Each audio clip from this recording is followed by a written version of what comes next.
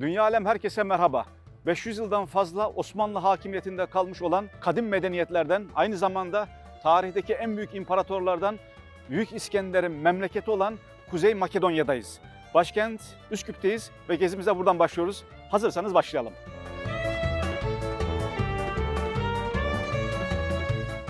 Ya bir anlamda ordunun namazgahı olmuş bu köprü aynı zamanda. Aynen, doğru. Üsküp'teki bütün camiler böyledir. Cemaatleri her zaman kalabalık, bol camilerimiz.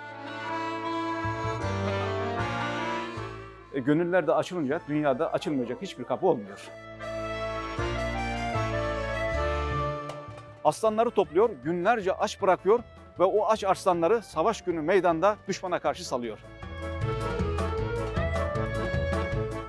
Başımızın gözümüzün sadakası olsun. Ne kadar gitti? Dedim, 150 euro.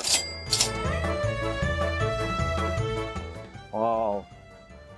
Semih Bey, doğa harikası, muhteşem bir yere geldik.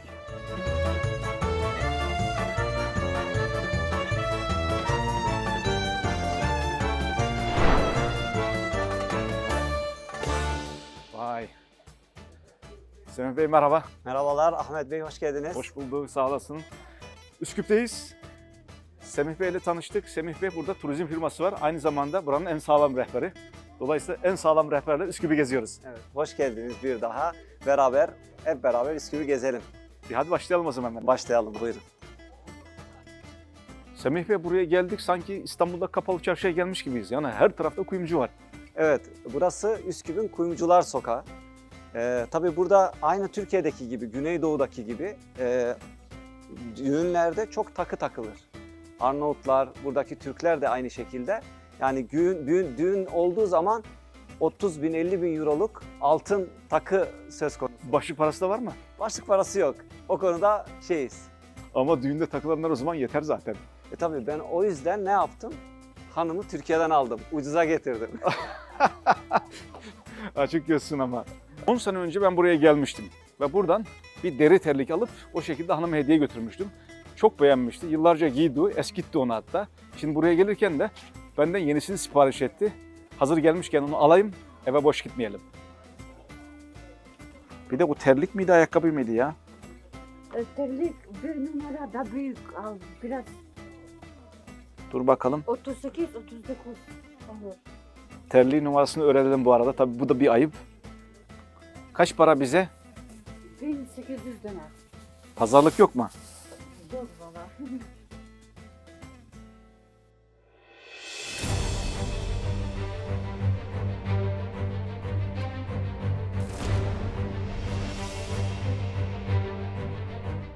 Tarihte hiçbir savaşında yenilmeyen Büyük İskender aynı zamanda Aristoteles'in talebesi oluyor. Ve tıpkı Fatih Sultan Mehmet gibi 20 yaşında babasının yerine Makedonya kralı oluyor.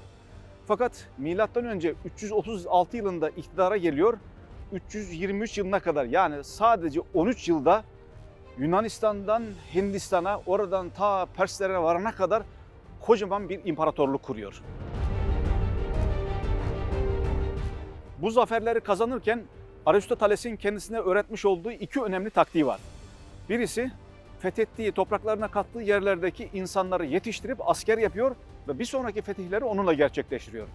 Diğeri ise aslanları topluyor, günlerce aç bırakıyor ve o aç arslanları savaş günü meydanda düşmana karşı salıyor. O yüzden heykelin etrafına bakarsanız zaten her tarafta aslanları görüyorsunuz. Zaferlerinde arslanların da rolü çok büyük. Büyük İskender'in hedefi dünyanın öbür ucuna gitmek. Yani bütün dünyayı fethetmek. Fakat Hindistan'da askerleri memleketi özlediğinden dolayı geri dönmek zorunda kalıyor. Ve geri döndükten sonra da Suudi Arabistan'a bir sefer düzenlemek istiyor. Ama rahatsızlandığından dolayı o seferi gerçekleştiremiyor ve ölüyor. Öldükten sonra da komutanları tabii birbirine düşüyor. Ve o komutanların her birisinin başında olacağı şekilde imparatorluk tam 4 parçaya bölünüyor. Büyük İskender Yunan efsanesiyle büyüdüğünden dolayı kendisini yenilmez olarak görüyor. Hatta ilahi birisi olarak görüyor. Fakat öldüğü vakit ilahi olmadığı da anlaşılmış oluyor. Fethettiği yerlerde hep kendi ismine şehirler kurmuş. Mesela Mısır'daki İskenderiye veya bizim Hatay'daki İskenderun, Büyük Aleksander'ın, yani Büyük İskender'in fethedip ismini koyduğu yerler. 33 yaşında hayata gözlerini kapayan Büyük İskender, İmparatorluğu döneminde girdiği hiçbir savaşta mağlup olmadığından dolayı da bugün tarihçiler tarafından tarihteki en büyük komutanlardan birisi olarak kabul ediliyor.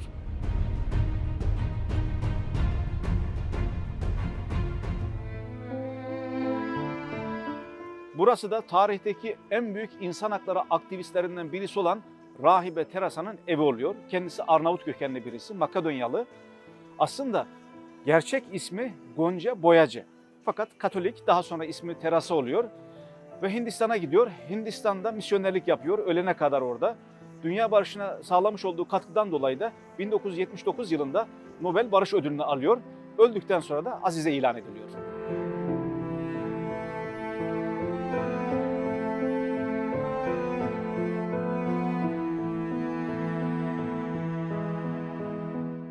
Rahibe Terasa'nın evi de tıpkı hayatı gibi çok sade bir müze haline getirilmiş. Rahibe Terasa akademik kariyeri olan bir insan değil. Fakat samimiyetiyle gönüllere hitap eden bir insan. Gönüller de açılınca dünyada açılmayacak hiçbir kapı olmuyor. Gittiği her yerde de el üstünde tutulmuş, bugün dünyaya mal olmuş bir şahsiyet haline gelmiş.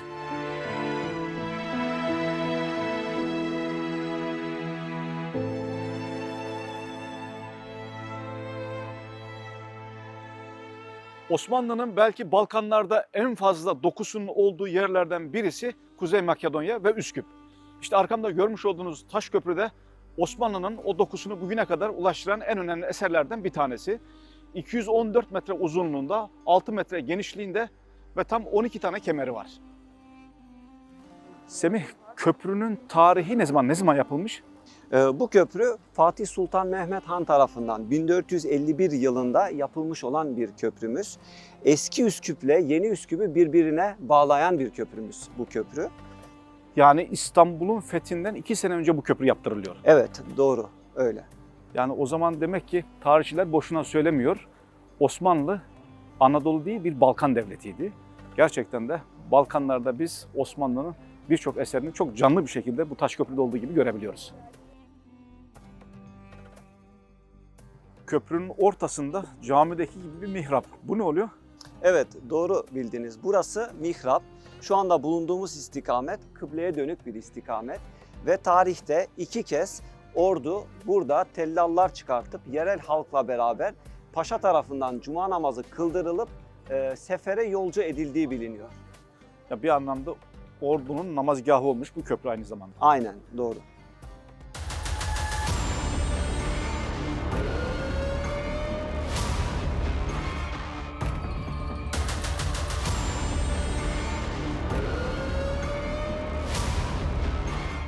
Makedonya'nın belki en fazla turist aldığı ülkelerden birisi Türkiye.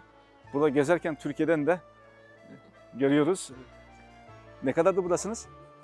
2 gündür 2 buradayız gündür. daha. Ne gördünüz? Daha çok fazla gezme vaktimiz olmadı açıkçası. Bu meydan kısmını dolaştık. Burayı Şimdilik. çok beğendik. Peki nasıl Evet. karar verdiniz buraya gelmeye? Yani vizesiz gidebileceğimiz güzel yerlerden baktık, değişik, kültürünü merak ettik. Ya- 2 günlük bir kaçamak yapmak Evet. istedik aslında. Türkçe konuşan da çok mu? Ben yolda yürürken kulağıma geliyor. Tabii en son sizinki kulağıma geldi. Ya, Ama Türkçe bilenler de çok gördüğüm kadarıyla burada. evet az çok da olsa Yol, biliyorlar. yol soran oldu Türkçe. Hani yani turistlerle de karşılaşabiliyorsunuz burada. Türkler kendi aralarında birbirlerine yol soruyorlar. İşte Türkçe konuştuğunuzu duyuyorlarsa merhaba diyorlar. Ki yerel halk da çok fazla biliyor Türkçeyi. O da muhtemelen şeydendir, hani çok fazla Türk turist geliyor. Onlar da artık öğrenmişler. Türklere karşı özel böyle bir imtiyazlar oluyor mu? Pozitif bir ayrımcılıklar oluyor mu? Yok, onu çok fazla görmedik ama sıcakkanlılar Evet. en azından. Çok sinirli şu an. Geçti. Zaten böyle sinirli girmesi lazım ki bize yani şey gelsin, alana getirsin yani. Her şey çok güzeldi şu ana kadar. Maalesef Ama kocamız Dubai- Türkiye'de de var. Eşiniz de var. Ya kardeşim sen bir gel ya. Sen bir gel. Bak orayı çektik. Nasıl seni orada çektik ya. Gel bir nasıl aldatıldığını anlat abi. Gerçekten güzel bir şey olur. Gel abi. Şimdi bizim Tahtakale'deki gibi bir dolandırıcı tezgahı vardı. Orada uyarmaya da çalıştım ama yetişemedik. Bu tezgaha gelen Evet doğru. arkadaşımızın isim neydi? Gökçen benim ismim. Gökçen İstanbul'dan herhalde. İstanbul'dan. Nasıl doğru. oldu o iş? Valla zaten 30 saniye falan sürdü. Olayın giriş gelişme ve sonuç çok hızlı geliştiği için biz de Hayır, işte burada tezgah diyor, açıyor, gösteriyor burada diyor. El kapatıyor. çabukluğuyla onu öbür tarafa alıyor. alınca işte gitti yani. Başımızın gözümüzün sadakası olsun. Ne kadar gitti? Dedim, 150 euro. Tabii dolandırıcıya da sadaka düşmez ama Düşmez yine de ama sizin işte niyetinize artık göre sadaka aynen olur o, öyle. problem Yapacak değil. bir şey yok. Sağlık olsun diyelim. geçmiş olsun diyorum. Aynen öyle. Bu da bir anı olarak Makedonya tarafında bir anı olarak bize kalmış oldu. Unutamayacağız bir anı. Unutamam. O Yani asla unutamam. Bu arada böyle bir anınızı seyircilerimizle de paylaşma cesareti gösterdiğinizden dolayı ben ayrıca tebrik ederim. Yani dünya malı. Yani tamam paraya yaptık, kandırıldık, ettik. Artık çok da üstünde Dolandırıldı. durmamak lazım. Ayaküstü dolandırıldık. Dolandırıldık. Evet. Hani ana metin o. Tecrübe diyelim isterseniz. Aynen Zaten öyle. tecrübe oymuş. Yenen kazıkların birikimiymiş. Doğrudur. Bu da onlardan birisi oldu. Aynen öyle oldu. Peki geçmiş olsun. Sağ olun, teşekkürler.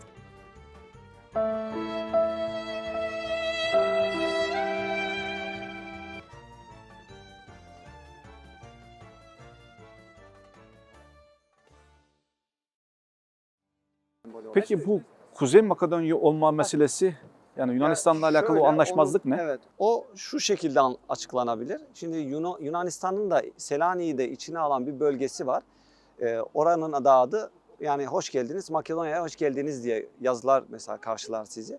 Dolayısıyla öyle olunca yarın bir gün Makedonya güçlenir ve o bölgelerden hak talep eder düşüncesiyle biz Makedonya'yı kabul etmiyoruz olarak şey yaptılar ve NATO'ya, Avrupa Birliği'ne girişlerini bloke ettikleri için Makedonya'ya işte NATO ve Birleşmiş Milletler'e giriş yapması için ismini ve bayrağını değiştirme şartı koydular.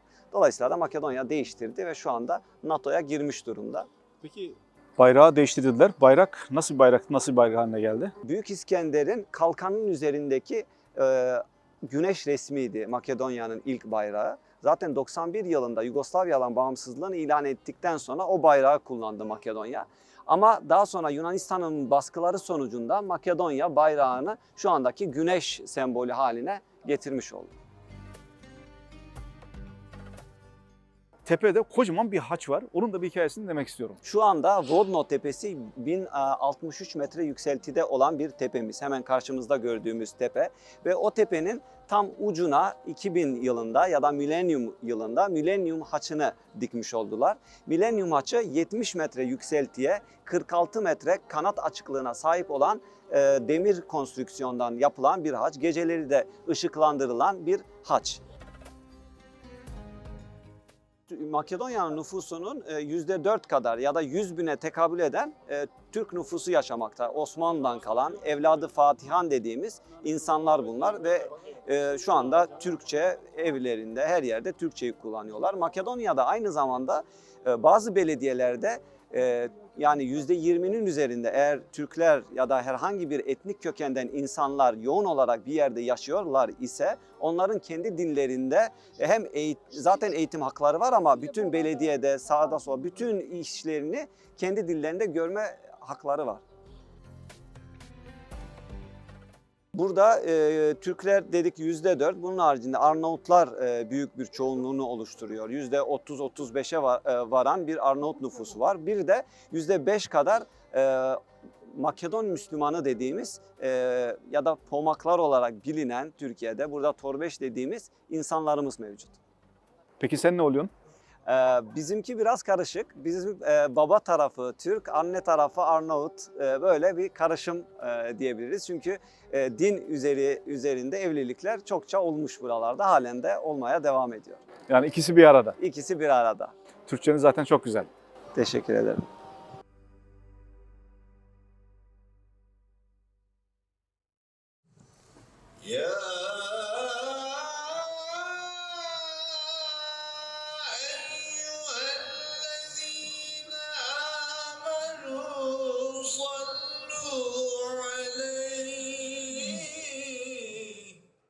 Üsküp'teki birçok Osmanlı camisinden birisindeyiz. Evet. Şu anda Mustafa Paşa Camii'nde bulunuyoruz. Mustafa Paşa Yavuz Sultan Selim döneminde yaşamış vezirlerden bir vezirimiz. 1492 yılında şu anda bulunduğumuz Mustafa Paşa Camii'ni yaptırıyor. Tabii burası kale bölgesi olarak bilinir. Üsküp'ün kale bölgesi. Hemen yanı başımızda postane binası, onun yanı başında vilayet konağı ve Üsküp Kalesi bulunmakta. Zaten kale hemen şurası. Aynen hemen karşımızda. Dolayısıyla Mustafa Paşa Camii çok stratejik. Üsküp'ün en güzel camilerinden bir tanesi ve içine baktığınız zaman burada genelde resmi işte makamlardan olan insanların, askerlerin burada vazifelerini eda ettiklerini, namazlarını burada kıldıklarını görebiliyorsunuz. Gördüğüm kadarıyla cemaatte kalabalık. Bugün Cuma'ya denk gelmişiz. Çekelim dedik, kalabalık çektik yani. Evet yani genel yıl boyunca böyledir. Yani yazı, kışı hiç fark etmez. Üsküp'teki bütün camiler böyledir. Cemaatleri her zaman kalabalık, bol camilerimiz. Peki burada dini yaşantıda, yani İslami kültür olarak daha çok Türkiye mi? Evet, Türkiye'ye çok benzerlik gösteriyor. Neden? O da Osmanlı'nın 550 yıl buradaki hakimiyetinden dolayı buradaki insanlar Osmanlı'yla beraber Müslüman olmuşlar. Dolayısıyla oradan tevarüz ettikleri bütün İslami usulleri aynen uygulamaktalar. Namazlar, tesbihatlar, her şey aynı. Sadece yerel diller kullanılıyor. İşte Arnavut olanlar Arnavutça, bazı yerlerde tabii Türkçe olan camilerimiz de mevcut. Türklerin yoğun olarak yaşadık. Hutbeler? Hutbeler de Türkçe oluyor o camilerde. Ama Arnavutların daha yoğun olduğu, ki bugün böyle bir camideyiz, Arnavutça oluyor. Makedonların yoğun olduğu yerlerde Makedonca veya Boşnakça da olabiliyor. Peki Arnavutların Müslüman olması hangi tarihlere denk geliyor ve nasıl olmuş? Müslüman olması aslında işte Osmanlı'yla beraber İslamiyetle şerefleniyor Arnavutlar ve böyle fevç aslında İslamiyet'i kabuller söz konusu. Bu işte bu toprakların Osmanlı tarafından fethedilmesinden sonra oluyor ve yani Arnavutluk'taki, buradaki Müslümanlar, özellikle Makedonya'daki Müslümanların çoğunluğunu Arnavutlar oluşturmakta ve Makedonya'daki Arnavutların %99'u Müslümandır. Arnavutluk'ta ve Kosova'dakiler biraz değişiklik gösterir ve en mütedeyyin diyebileceğimiz Müslümanlar da Makedonya'da yaşamaktadır, Balkan coğrafyasında.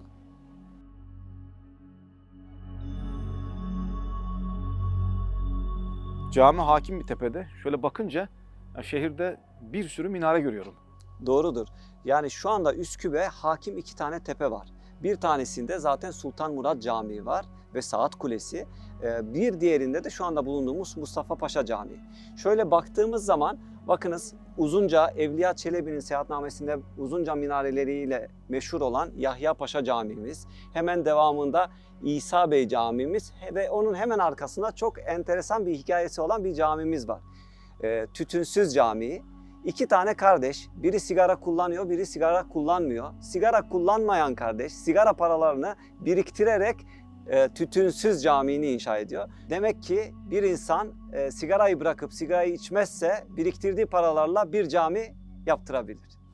O zaman da bir insanın ömür boyunca biriktirdiği bir sigara parasıyla cami yapılıyorsa demek ki o günlerde tütün de bayağı pahalıymış.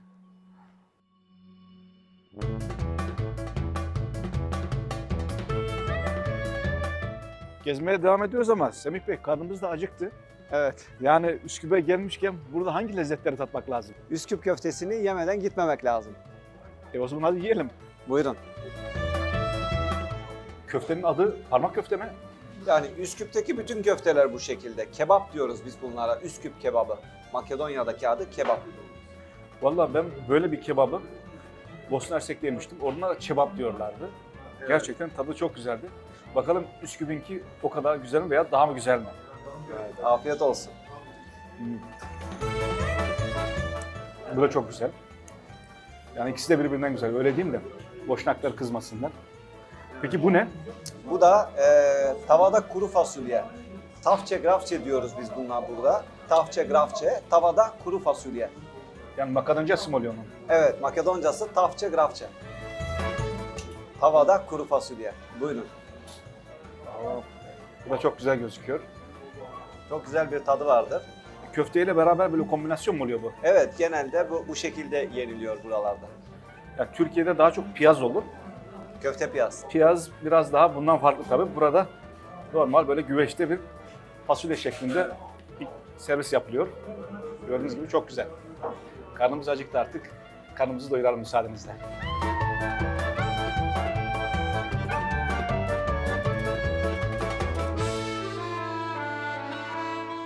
Bu menünün üzerine bir de tatlı olarak buraya has güzel bir tatlımız var.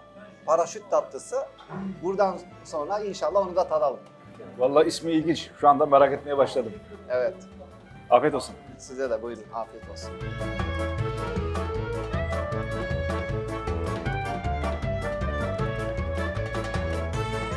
Semih Bey sen bana paraşüt tatlısı dedin ama bu acı badem.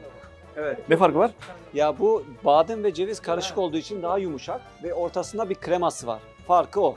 Normalde buraya has bir lezzet. Evet, ortasına ilk kremayı da şöyle bir göstereyim. Bir de tadına bakın. Asıl tadı en güzel tarafı o. Tabii şimdi tadına bakalım. Evet, gerçekten çok daha yumuşak. Harika bir lezzet. Gelirseniz mutlaka deneyin. Paraşüt tatlısı.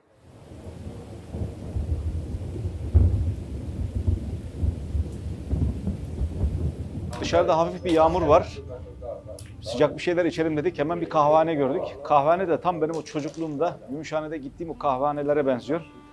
Şimdi çayımızı aldık. Bir de burada Türkçe bilenler de varmış tabii. Bir muhabbet edelim dedik. Merhaba, kolay gelsin. Hoş bulduk. Hoş geldiniz. Hoş bulduk, sağ olun. İsim neydi? Hasan, Evet Hasan abi. Ne yaparsınız, ne edersiniz burada? biz burada doğmuşuk. Üsküp'te. Burada yaşıyoruz. Çarşıda çıkıyoruz.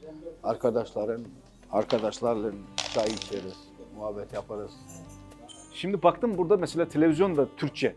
Herkes Türkçe biliyor mu burada? %70. Türkçe mesela siz Türk değilsiniz, Arnavut. Arnavutsunuz. Peki Türkçeyi bu kadar güzel nereden öğrendiniz? Burada var Türkler, arkadaşlarımla yaşayız beraber. Anlaşmışık onlarla. Burada Türkiye'de sanki bir kahvehaneye girmiş gibi hissettim kendimi. Saat orada Türk bayrağı. Her taraftan Türkçe sesler geliyor. Buradaki Arnavutlar Müslüman mı hepsi?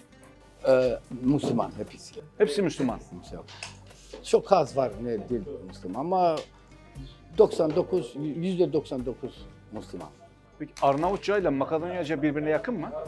Yok. Başka dil dur Makedonca, başka Arnavutça. Kaç dil biliyorsun? 5. 5 dil. Türkçe, Arnavutça, Makedonca, Sırpça, Çingene. Çingene nakur. Aa, Çingeneci de var yani. Alexander Arnavut mu?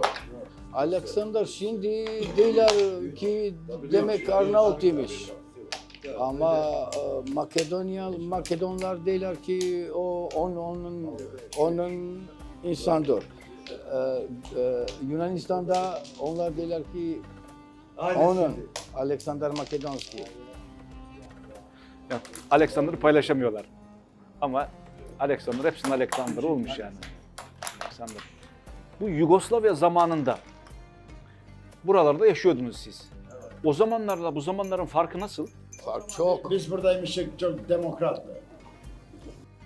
Ya, o vakit Yugoslavya'da bak okeymiş. Onlar için Slavlar için, bizim için, Müslümanlar için dilimiz şey. Hiçbir kere. Yani Müslümanlar için şimdi daha iyi. Şimdi daha iyi, çok daha iyi. Hasan abi teşekkür ediyorum. Size de buyurun gene ne vakit isterseniz buradayız. Geldik Çay. çayımızı içtik, muhabbetimizi içtik. Teşekkür ediyorum. Kolay gelsin. Allah'a emanet olasınız.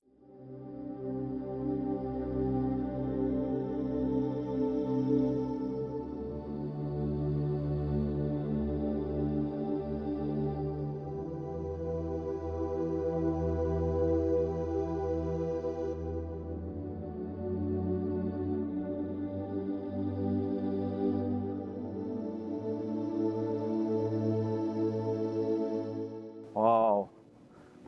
Semih Bey, doğa harikası muhteşem bir yere geldik. Evet. Şu anda Üsküp'e 13 kilometre uzaklıktaki Matka Kanyonu'nda bulunuyoruz. Matka aslında sözlük manası döl yatağı olan bir yer. Hemen arkamızda şu tarafta kilisecik var bir tane. Aynı zamanda şu gördüğümüz dağların tam tepesinde arkada da bir tane manastır var. Şu anda görünmüyor. Tabii eski zamanlarda, Osmanlı öncesi zamanlarda Hristiyanlık biraz daha böyle inzivaya çekilerek yaşanan bir din. Sadece insanların belli bir kesiminin, din adamlarının yaşadığı bir din.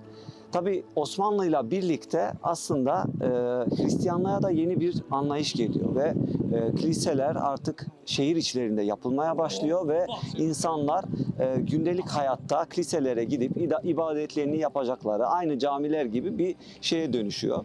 Şu anda bulunduğumuz Matka Kanyonu doğal güzelliği olan bir baraj gölü.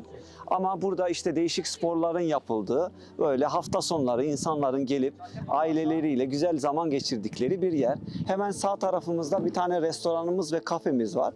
Yine buralardan bu kano sporlarıyla veya tekne turuyla buradan yaklaşık 6 kilometrelik bir mesafede olan mağara var. 150 metre derinliğinde bir mağara. Oraları ziyaret edebiliyorlar.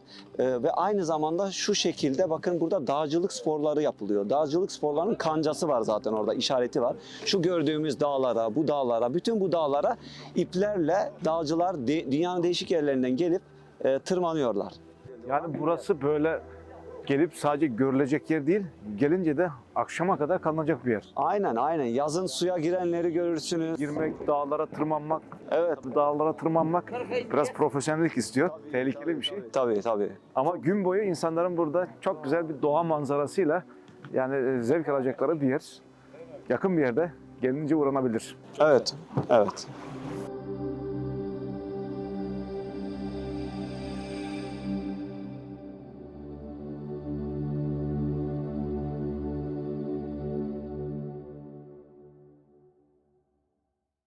Evet, Han mı? burası da Sulu Han. Daha önce bahsettiğimiz 3 tane han var bu çarşının içinde. Bunlardan bir tanesi Kurşunlu Han, bir tanesi Kapan Han ve şu anda da bulunduğumuz han Sulu Han. Sulu Han neden demişler? Ortasında su olduğu için. Kiril ve Metodi, Makedonya Kiril ve Metodi Üniversitesi'nin Güzel Sanatlar bölümü bu şeyi kullanıyor. Dolayısıyla sağda solda gördüğünüz heykeller, heykeltıraşlar oradan Güzel Sanatlar bölümünden kaynaklanmakta. Kiril demişken Kiril alfabesi buradan mı çıkıyor? Evet, Kiril ve Metodi kardeşler Makedonya asıllı iki tane işte Ortodoks papaz. Bunlar Kiril alfabesini buluyorlar. Şu anda Rusya'nın ve dünyadaki bütün ülkelerin Kiril alfabesini kullanan bütün yerler aslında Makedonya'nın alfabesini kullanmış oluyorlar. Dolayısıyla biz de kendi alfabemiz olarak Kiril alfabesini kullanıyoruz. Bu hanın çok enteresan bir hikayesi var. Arzu ederseniz onu sizlerle paylaşalım. Lütfen. Tabii tarihin biliyorsunuz han dediğimiz zaman alt tarafta atların bağlandığı, üst tarafta da konaklama yerlerinin olduğu yerler. İnsanlar işte yolculuk yaparken eski zamanlarda kervanlarla yolculuk yapıyorlar. Yine aynı tarihte Osmanlı döneminde böyle bir yolculuk yapan bir tüccarımız var. Zamanın birinde bu tüccarımız bu hana geliyor, şu anda bulunduğumuz hana geliyor. Burada bir gece konaklıyor. Tabii yaptığı ticaretten kazanmış olduğu bir küp altını var bu tüccarımız. Zengin de bir tüccar. Ve ertesi sabah tabii kervanlarla yol alındığı için kervanla beraber yola koyuyorlar.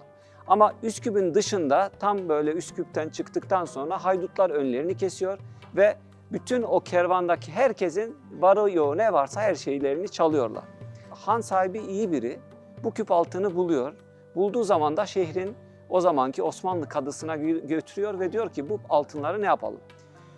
Kadı diyor ki bunu 10 yıl kadar beklemesi gerekiyor. 10 yıl bunu muhafaza etmemiz gerekiyor. Ola ki işte tüccar geri döner diye. 10 yıl geçtikten sonra kadıya gidiyorlar ve kadı diyor ki bunu hayır işinde kullanalım. Dolayısıyla o altınlarla buraya çok yakın olan Dükkancık Camii'ni yaptırıyorlar.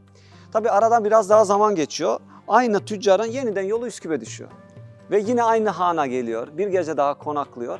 Ve han sahibiyle akşam böyle sohbet ederken ya diyor sana bir şey anlatayım. Ben diyor işte 10 yıl ya 15 yıl önce tam zamanını bilmiyorum. Burada bir gece konaklamıştım. Çok iyi de bir ticaret yapmıştım. Oradan çok ciddi bir altın para kazanmıştım. Ama gel gelelim diyor. Tam Üsküp'ün dışında önümüzü haydutlar kesti ve her şeyimize el koydular, çaldılar, götürdüler diyor. Han sahibi yok diyor. Senin altınların gitmedi. Nasıl olur diyor. Ne oldu diyor benim altınlarıma. Gel diyor senin altınlarına ne oldu göstereyim. Alıyor ve hemen buraya yakın olan Dükkancık Camii'ne götürüyor. Dükkancık Camii'ni görünce tabii tüccar çok seviniyor. Kendisi Müslüman bir tüccar. Çok hoşuna gidiyor. Peki diyor bu camimizin işte yağıdır, suyudur, temizliğidir bunları nasıl karşılıyorsunuz? Onu da diyor ben diyor bu handaki kazandıklarımla işte ailemle beraber çalışıyorum. Kazandıklarımla onu karşılıyoruz diyor. O zaman tüccar diyor ki bu hanı diyor bana satacaksın. Israr ediyor. Hanı satın alıyor ve şimdi diyor hem geçimini bu handan sağlarsın hem de caminin bütün o ihtiyaçlarıyla ilgili ne gerekiyorsa oradan karşılarsın diye böyle güzel bir anısı var. Değerli izleyicilerle paylaşmış olduk.